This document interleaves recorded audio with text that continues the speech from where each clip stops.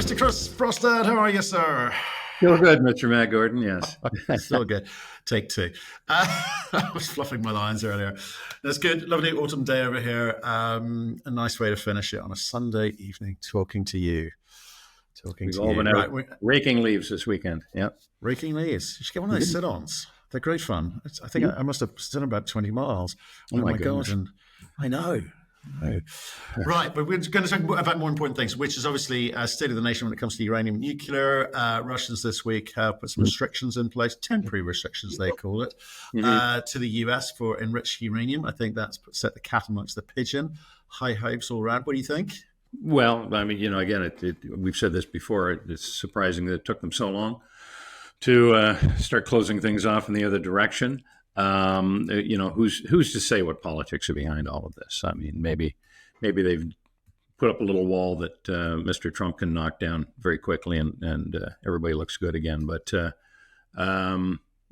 it doesn't really change the overall tone from our sense, from the resource sense, from what it's doing to the uranium markets. It's nailing down supply, but there's lots of things that are cranking back supply these days, and that's one more nail in the coffin. Well, I think Mr. Trump does love a wall, so yes, maybe he'll knock this one down. So build it up even higher. Look, I'm sure this conversation around what does that do in terms of supply? Where's it come from? Where's it flow, etc. It's sort of been done to death over the past sort of 4 days or so. I want to get into, I guess, commercial realities of what the impact of that might be, or contributing factors, and also, more importantly, what's it going to do for equities, right? We're actually investors. It's great talking about the geopolitics and the what ifs and the catalysts and so forth, which we like to do and have done for the last 5 years. But here we are again, still asking the same question: when are the equities going to move? So, Can we talk to maybe what the problems are with equities at the moment? How do you see it? Well, I think we're doing so much talking with regards to the nuclear industry in general, including the fuel supply, and it's a fairly simple thesis, right? Demand's going up, supply's going down, ergo price goes up, and we all win. And we've done a lot of talking about the granularity of that, what's happening on the demand side in terms of countries building reactors and turning old reactors back on, and AI and data centers and Microsoft and on and on. SMR is cranking up demand. And on the supply side, we're seeing it going the other direction. So we're seeing these mines taking longer than we thought to get into production. And even when they are into production, there's still not enough of it to go around. And we're looking at Kazakhstan giving all of its stuff to China and Russia, and on and on. So there seems to be a lot of information we can garner in terms of the nuclear industry. And it's got to be confusing to resource investors, because they're not seeing that joy. I mean, this is a happy story if you're in the uranium industry. If you're a trader, you're a utility, you're right in the middle of this stuff. But I'm sure there's a lot of investors looking at their portfolios and looking at their particular uranium picks, going, well, what the heck is going on here? Why aren't I seeing this? And I've certainly seen it in your interviews and the people you talk to, very intelligent, smart people who are well connected in the industry, and have nothing but happy joy comments to make about where this thing is going.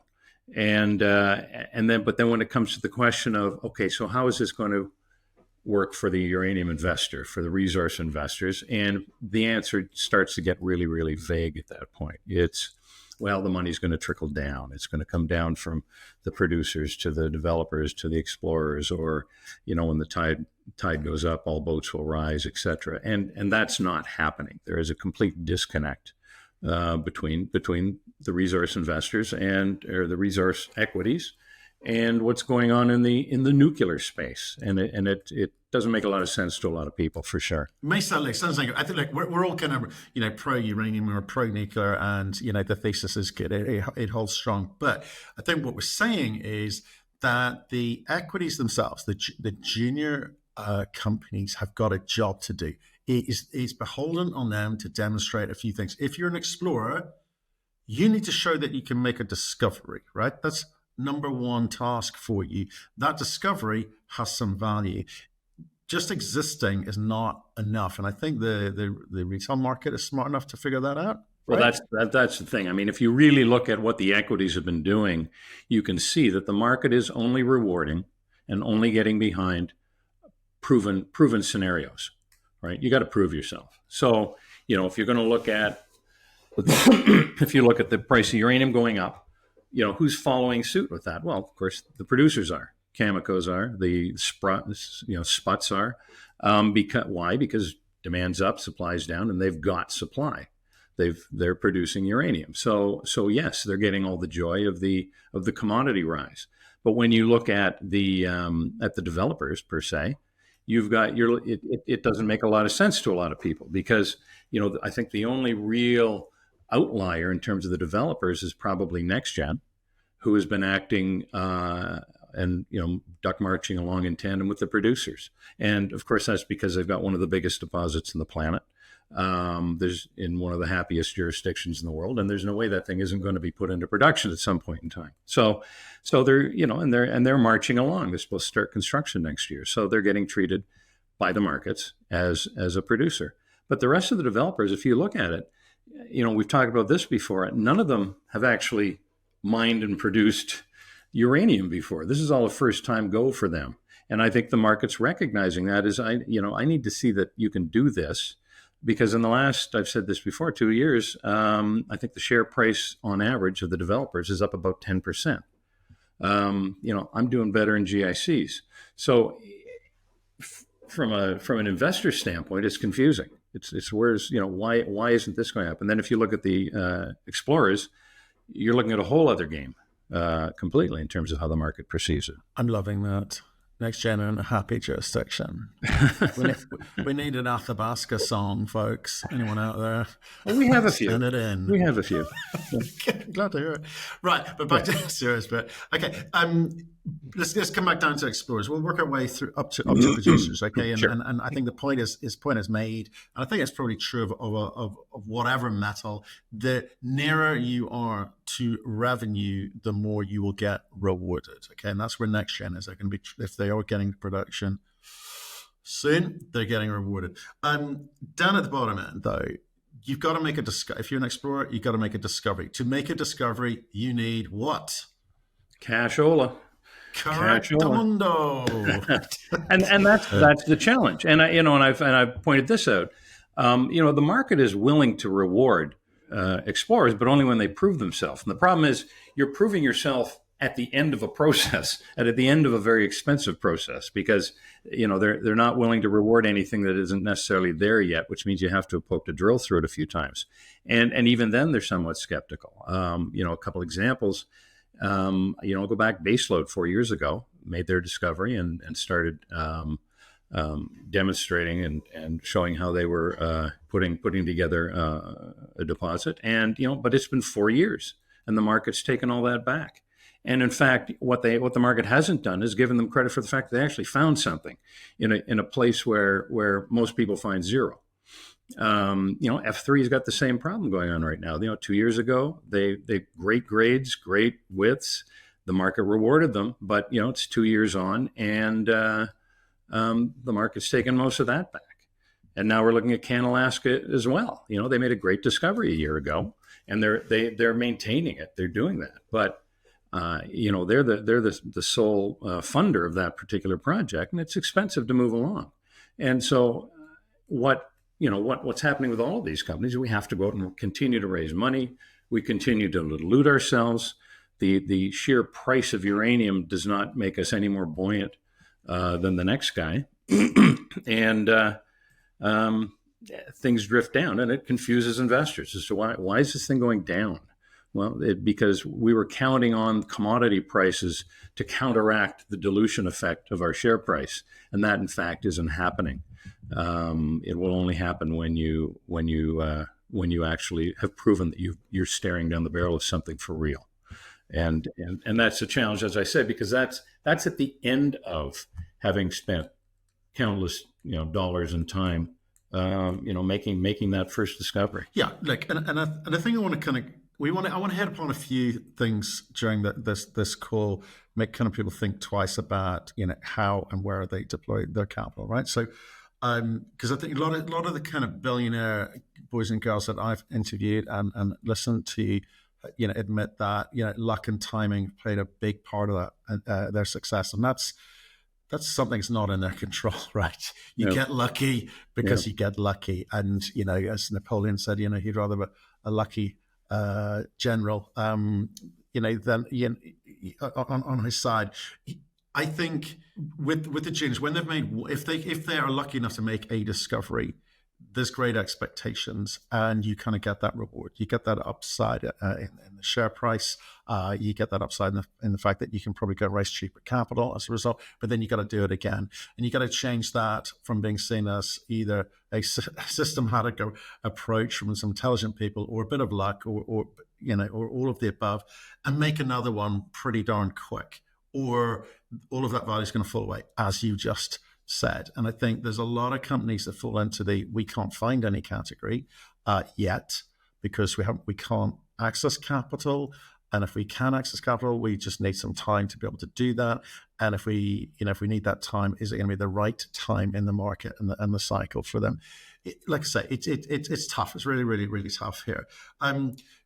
With the equities, coming back to the equities thing, you had some pretty, well, it's rather alarming stat there that you used about, is actually, if you take NexGen out, it's really only been a kind of 10% growth number there. I think that we as investors need to be clear about what we are investing into and what our risk profile is. I don't have a lot of risk appetite. I prefer investing into either significantly advanced exploration, coming up to doing their kind of economic studies, or get into that kind of economics phase period where it's not a question of, have you got anything? It's a question of, is the margin available there? And even then I'm layering that with, well, if the metal price goes up, I'll be okay. Do you know what I mean? So that's going to, for me, exploration at the moment means it's pretty tough to attract retail investors anymore, or any other kind of money anymore. So what are the options available to you? I mean, you come up with an alternative. Well, sure, we've come up with an alternative, but a few of them have gone down the project generator model, where you're kind of sharing the wealth. But a couple of the challenges there are that you're typically not vending out your best properties. You're keeping those yourself, and again, you're partnering with people that are in the same boat you are from a capital access standpoint. So you haven't got solid wallets behind you. I mean, we're trying something different. I think it's something that's built for what's going on right now. Is that most of our projects now are under joint venture, and they're our best projects, and they're joint ventured with companies with strong balance sheets. They're producers, they're developers. We've talked about this. It's ISO, it's Cameco, it's Orano, it's Foran Mining, because we know that this stuff takes time and money and strong balance sheets. It takes. We've shown the other numbers. It takes $10-20 million to make a discovery, let alone turn it into a resource. That takes another $30 or $40 million. And the market is not allowing us to do that on our own. All the best we can do is participate, I think, in the long haul. So for us, it's a source of stronger wallets and in a non-dilutive fashion. But it's one of. And, we talk a lot about who's going to get into the market, who's going to recognize the fact that they need to secure the fuel, and start, is Microsoft going to buy a mine? Is Amazon going to start investing in exploration? I don't think so. I think they may think they want to someday, but the minute they get their face into the mining sector and realize what the heck it actually entails to pull this stuff out of the ground, it's not necessarily their risk appetite either. Well, that's Well, let's get on to AI and tech and all those people in a second. So that's a big part of what I want to talk about. Give me a bit of time to think about it. Just sticking with with explorers and money, and equity response, etc. Look, there's a lot of explorers, right? There's new ones being created. I'm seeing them all the time. I'm seeing assets being spun out. I'm seeing new companies being formed. It does come back to that. that whole conversation, which, I think it was John Borshoff talked to me about back in 2019, said there just isn't the skill set in the sector, for all of these companies to know what the hell they're talking about or doing. Doesn't mean they're not good at going out and, sucking money out of people's pockets and telling a good story, because it's all about the theory. But, we're kind of getting to these hard yards, and we are, I guess, maybe, I don't know, it kind of feels like we're kind of kidding ourselves that we're going to be able to supply enough into the space. You think explorers are going to find stuff. I think we've seen that we're not going to be able to find enough. We kind of know that. Yeah. So something else is going to have to give in the long haul. And I think, but I think explorers have to kind of settle into the fact that they're not going to find something overnight. This isn't a Hail Mary. And if they do have something of value, they need to find a partner.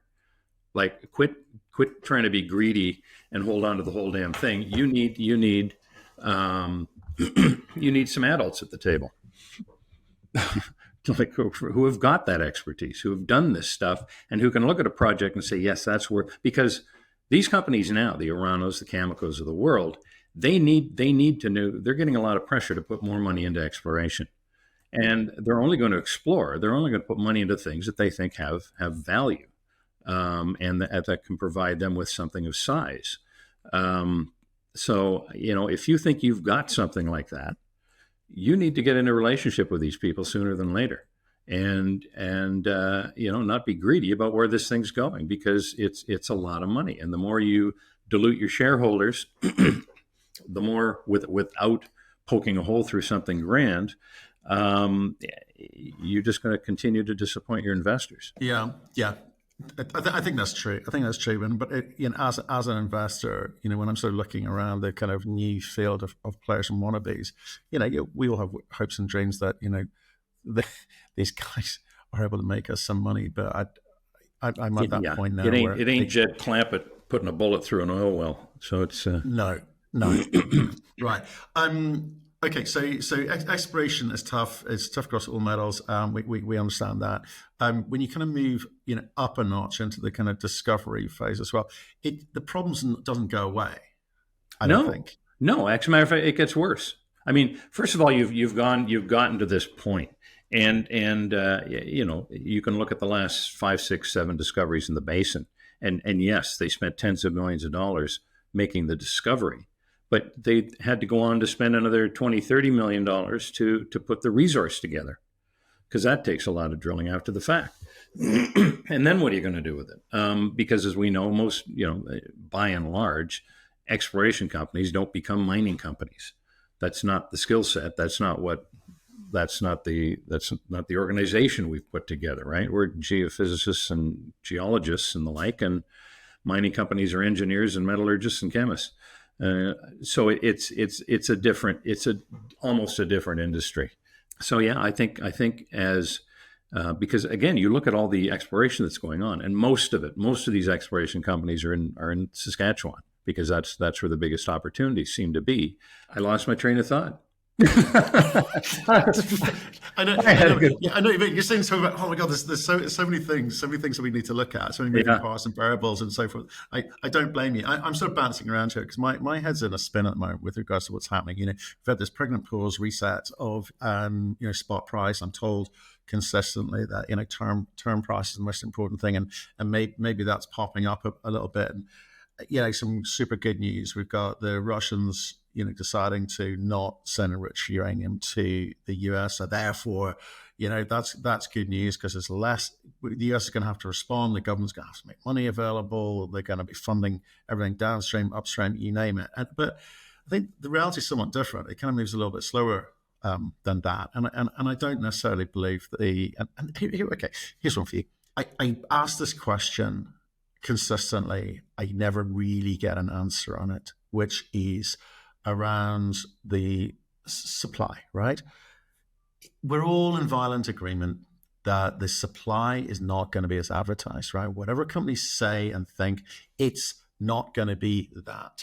Because you look at Paladin, they've just suddenly worked out, well, maybe the previous management team high-graded the shit out of this thing, and it's not quite as much there as we thought, at the grades we thought, right? So there's a little bit of that. I was told that 5 years ago. right? So I could sort of see this coming down the line. I was interested to see if it would be the case, and early indications are that maybe there's some extra work to be done there. Then you got people like Peninsula who said, right, we kind of got thrown a curveball here, but UBC with processing, we've had to come up with our own solution. It's going to delay things 6-9 months, and now we've got another 2 months, and now you've got the CEO decided he's had enough. It's too much pressure for him. Wayne's off.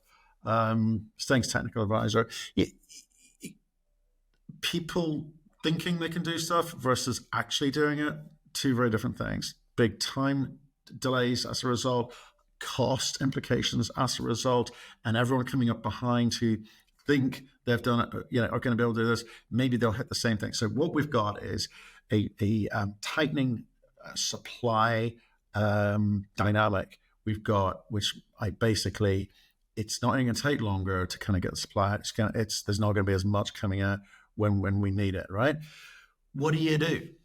What do you do? If you're a tech company looking at that scenario, nuclear looks great. They are cost agnostic. They couldn't give a rat's ass what it costs. They want certainty. Certainty is what they're looking to. Because if you're an EV manufacturer, or talking about, right, I'm going to build not just cars but lorries and maybe ships and maybe airplanes. You've got utilities going, well, we can't help you. We just can't help you. We're not going to be able to supply the amount of energy that you need. So you've kind of got all of those new industries saying, I need energy. You've got existing users who are Texas last winter, blackouts. You've got energy shortages across Europe, prices going through the roof for the regular domestic user. And you try and be in a government when your people are going crazy because they're paying 4 times the amount for their energy. These are very difficult scenarios. So coming back to the catalyst of the moment, which is AI data centers and being powered by Amazon and Meta and Google, etc. Yes, they've got all the money in the world, but if you can't give them certainty of supply, they're off somewhere else. They potentially, could go back to gas-fired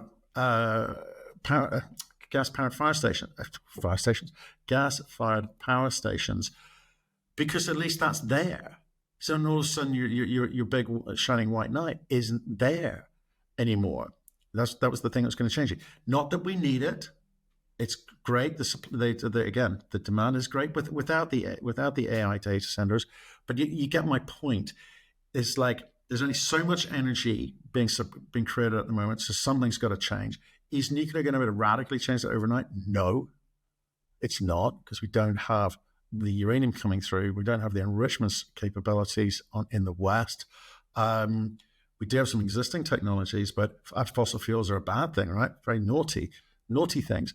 But maybe needs must, and maybe fossil fuels makes a comeback off the back of this. Do you know what I mean? So it's a very dynamic environment in which we're operating here. Is that a downer on uranium? Absolutely not. I think the price of uranium will go through the roof, and those who can will benefit from it.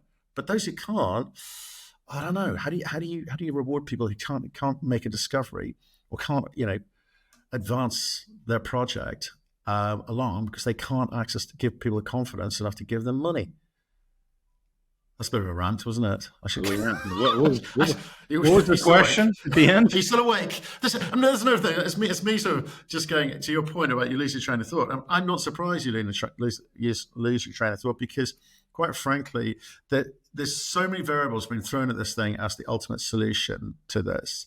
And I like the fact that it all kind of builds up and builds up and builds up. But it's incumbent on the companies to do their job, make discoveries, advance along the economic phases, at all points along that, raise money enough to keep moving that story along, and hopefully have something at the end of it. They possibly don't need to worry about the economics, because maybe uranium price is going to double, in which case, who cares, right? But they're not doing that, all of them. They're talking about it, they're not doing it. So equities are not being rewarded. I think that's my point. Because we know that the supply gap would be there whether all the geopolitical, new demand, new whatever wasn't happening right now. That's just making the scenario worse. And because you can see out quite a ways when we're talking about nuclear. I mean, when you're trying to figure out demand, it's not tough because reactors aren't popping up overnight. So you can see what's coming down the pipe. And for sure, if a lot of these newcomers that are looking at nuclear to solve their energy problems, they can look down that pipe as easily as anybody. And if it's not looking good, you're right. I mean, they need surety of power, so they're gonna have to go. They will go somewhere else Yeah. because they've got the time to do it as well. I mean, Yeah. there's lead time on all of this stuff. Yeah. It doesn't have to happen overnight. And but I think to your final point, it whatever is going on with the price of uranium, whatever is going on in the nuclear sector on the supply and demand side, until you are actually producing uranium, it's kind of irrelevant. You got to get there, right? That's your job. You have to find it. You have to develop it. You have to, take it to the point where you're producing it. Because prior to that, it's not part of your business equation. It can't be, to a degree. I mean, absolutely. You're able to get more attention. You're able to get more, excitement out of things. But yeah, you got to do your job. You've got to move those mines along. You've got to develop them. They're never going to happen. It's not a linear path from resource to production. Stuff happens along the way, as it will continue to happen along the way. And exploration is so far back in the equation that that money's going to take a long time to get down to us. And so we have to be more creative. We have to find different ways. We're going to have to. Nobody's going to do it for us. We've got to find ways to, find those important projects, not just any old project, and find ourselves strong partners to move them forward, because it's as expensive to be finding something as it is to be, quite frankly, turning it into a resource or even getting it out of the gate from a development standpoint. That's right. Look, I want to be clear with people here. I am super, super excited about uranium with the companies that I believe can do it the right way. Okay, I believe in the thematic. Yes, I believe the price will rise, and that's great. What I'm saying is, in terms of total energy demand globally, if that's going up the way that people talk about it, one, because there's bigger populations, two, there's EV demand, you've got to charge those cars and trucks and lorries and boats, etc. That energy's got to come from somewhere where we don't have an answer at the moment. People, it's kind of what is irrelevant what the price of uranium and rich uranium and what nuclear energy prices will be, because those who can afford to outbid the rest will get it, and the others will have to find some alternative solution. And what that does in terms of the merged energy costs, God only knows. That's all I'm saying. That it's people. So some companies will need certainty rather than and be price insensitive, and others will be price sensitive, and that's a real beggar's model, as we say over here. I should also say, for this, throwing out average price increases and things like that. That's not to say that. I mean, that 10% I mentioned was an average. I mean, there's many doing better. There's some doing worse, what have you. And I think investors have to, get comfortable with because we're all at various times going to see uplifts because of the market, because of what's going on in uranium. You just have to get behind the ones that you think are going to be able to continue to prove themselves. Indeed. Right. Looking at, I'm just trying to think what else is happening there. I think we touched on a few things. I certainly did in my rant. Talking about this whole supply scenario. I just feel. I've stopped talking about demand. The demand is like if there wasn't another new project out there in the world, we're good. We get it. We're good. The demand is absolutely there.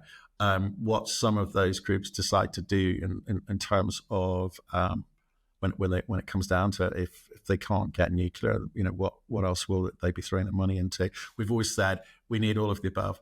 I'm not sort of anti-renewables just because they're the enemy, because they may impact our ability to make money. They won't. We need that. We've got a advisor to the British and French governments coming on, energy advisor for the British and French governments coming on in a couple of weeks. That's quite an interesting one. That's quite an interesting one. There's a kind of process that the governments go through. kind of like management consultants. We need you to allow us to say the following things. Can you go and do a study? That's what consultants are usually paid to do, and that's how the relationship usually works. I've been involved in one where they said, right, we want to be able to say we need to fire 70,000 people. We need a report that validates this, so we don't get it in the neck and lose our jobs. So that was the brief. That was the brief, right? That's the answer. Just put it in a big, fat, thick document. The energy side is a more interesting one. Again, slightly more nuanced depending on which country you're working in the sense that the government always, they don't necessarily give you the answer. They just want to understand what's the least worst thing that they can do. It seems, right? Because they've got to get that balance between actually we do want to put a wind farm up there because we need that part of the world are usually our voters, so we need to put jobs up there. Give us a reason not to, or give us a reason to do that. So I think that'd be an interesting conversation. Trying to understand how the governments view these things. It gets slightly away from equities. But when we're talking about the US getting behind critical minerals less and Biden, well, that's the thing. I mean, how are these governments going to get behind the stuff that we're doing? And are they or aren't they, or through what channels is it going to come? How do you access the money? How do we access upstream, the money? Downstream? Yeah, it's interesting days. Hey, so how are things up at your end? It's getting a bit cold up there, isn't it? Yeah, well, it is. We had a survey scheduled for last winter that we had to put off because things melted. So we're up there now testing the ice to see whether we can send people out onto it without falling through. We got to get that done before the end of the year. That's for our project with Cameco because we'll be drilling up there. But yeah, it's starting to get cold. That's the big thing up there is the seasonality of what we do as well seems to drive the work we're doing and when we're doing it. Certainly in the winter when things are snowy and frozen, we can drag heavy drills and things all over the place, and that's cheaper than trying to fly them in with a helicopter. So yeah, no, things seem to be freezing up nicely. So that's the thing that we like to look for. And I don't think people that's necessarily the top of people's lists is how cold can it get, how quick, but it is to us. And yeah, we're pretty much, I mean, we're going through our planning processes with all of the companies that we're working with. So that kind of goes on right to the end of the year. So the gun doesn't really go off until January 1. And it's a whole new year and a whole lot of work ahead of us. True. Yeah. And your new partners, you've got some pretty big partners, haven't you? Your partners are, well, start with ISO, right? So they seem to be in acquisition, right? They've picked up Anfield's project down in Utah, plus the Shitring Mill. And they're also moving off some non-core stuff, or not necessarily non-core, but they're moving it on in interesting ways with people that are going to be able to do things with it. Yeah. Did you get a few of their shares, or was it a cash deal? I can't remember. Which one? With ISO Energy. With us or with the Northern Group? They did. It was with with you specifically. With us, yeah. They've they actually when the smoke settles on this thing, and we're 50-50 partners, they'll hold about 12% of Purepoint. Nice. Yeah, nice. Which is good. So they're we're aligned in many ways, and they're this is the project that actually trails right off of their hurricane zone. So they're really keen to get back out there. So we're splitting costs 50-50, which is good. And so yeah, we're finalizing our plans with them right now as to what we're going to be doing through 2025. I like. They're really super smart guys, super strategic. They're sorting out their portfolio. They seem to have access to cash when needed, and they're looking, putting quality in and taking perhaps. Well, they've been very helpful. Is the polite words, right? Yeah, I mean we're doing a financing at the same time as we're closing this. They're picking up $1 million of that, but the other $1 million we're putting out is actually going into fairly strong hands that they've introduced us into. And backed us in terms of number of the funds now and the folks that can be there for us moving forward. And it's they're fabulous partners. What about those? What about the other two small ones? Those guys. No. Those guys, Iran, Yeah. okay, right. Well, no, Iran, it's no. They're. I mean, again, we've always said they're great partners, and they are good partners. yeah, yeah, The Smart Lake project that we're drilling this year, we haven't been back to in many years, but we're certainly getting the sense that Cameco is going to be aggressively spending more money on exploration where they see it going to bring some value. So we're going to be up there in the early part of this year. Hook Lake, we're relooking at Hook Lake in terms of, I mean, it's still a highly valuable project to both of them, not just because of the discovery we hit last year. We're starting to move into something over on what we call the Carter Corridor, but this NexGen's Patterson East discovery is really turning into something.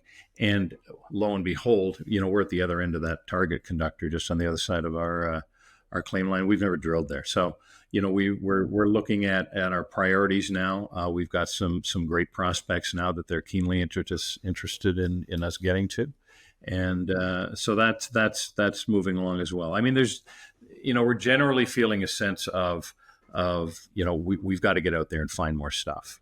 That hasn't necessarily been the case the last 2 years, but 2 or 3 years, but that's certainly the sense we're getting now. Yeah, it's interesting. And with regards to Orano, because obviously people looking towards Niger, and it's quite clear that Orano said, right, it's I've forgotten the phrase is. The phrase is something along the lines of it's no longer economic to be in Niger, right? Because they can't get the stuff out, they can't sell it, etc. Well, they're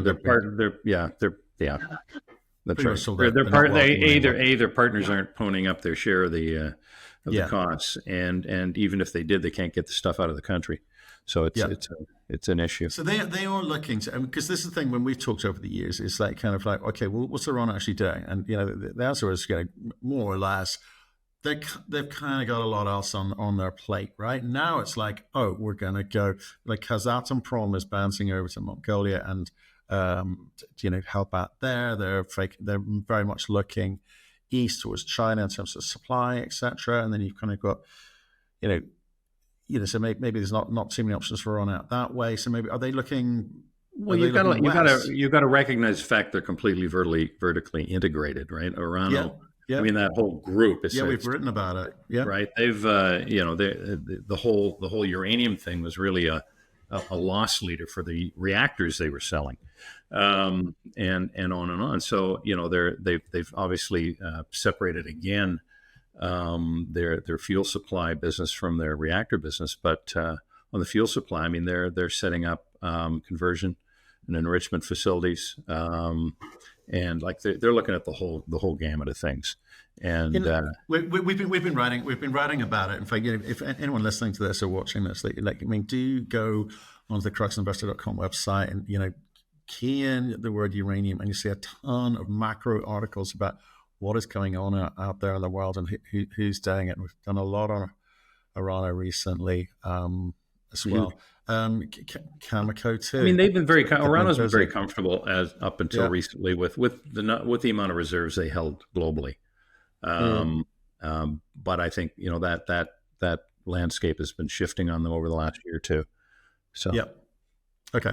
Well, look, okay. There's a lot of I think new ways of thinking and looking at the equities market in that conversation, and I hope it starts a few conversations as well. Because I've been desperate to kind of get some of these CEOs to actually, I've been throwing out the hook. No one's taken the bait. Maybe they're smarter than I am. But I had to avoid that. The ugly truth. Yeah. The ugly truth. There's some real issues there, and maybe that which affect the way that perhaps investors should be looking at the companies that they invest into, for sure. Because without it, I mean, it just seems to be kind of free for all at the moment, and I never like saying that. Right, Chris, we better wrap it up there. It's Sunday night here. I still haven't finished my to-do list. Do you ever get a to-do list from your wife on the beginning of Saturday morning? She is the queen of lists. God bless her. I don't know how I'd get out of the house in the morning if I didn't have one of her lists under my arm. So, absolutely. That's a big list. Does she? She's big on lists, and that's good. That's good. She's trained me to be big on lists as well. I've got I got lists all over the place here. You weren't kidding. Wow. Oh yeah, yeah, yeah. I've got two lists actually, Chris. I get one which is put up on a fridge, Ah, which is these things to do in the house. And then just outside the house, we kind of got this whiteboard, which are things to do outside the house. If I was well, smart, we I don't wouldn't have leave the the grounds house. to cover that you do. But I don't. Whenever there's any event or anything or any place we're supposed to be or whatever, I actually get a formal invite in my Outlook. Yeah. So yes, everything's Oh, wow. managed Wow. where it needs to be. Make sure that we're all where we need to be. She's my All favorite good. boss. Yep. She's my favorite boss ever, in case she watches this. Right. Chris, I'll see you next week. Cheers. Okay. Bye. Ciao. Bye.